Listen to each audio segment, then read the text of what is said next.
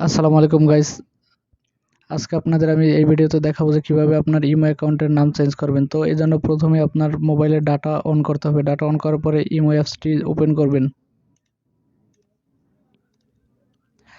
Imo অ্যাপসটি open করার পরে আপনার ইমোর অ্যাকাউন্টের লোগোটি এই যে কর্নারের বাম পাশে কর্নারের উপরে ইমো লোগো আছে, এই লোগোর উপরে একটা ক্লিক করবেন। এখানে ক্লিক করার পরে গাইস এখান থেকে আপনি আপনার এখানে একটা ক্লিক করবেন। এখানে ক্লিক করার পর নিচে এডিট লেখা একটা অপশন আছে, এডিট লেখা অপশনটার উপরে একটা ক্লিক করবেন। ক্লিক করার পরে গাইস এই যে দেখতে পাচ্ছেন নিক নেম লেখা একটা অপশন আছে, নিক নেম লেখা অপশনটার উপরে একটা ক্লিক করবেন।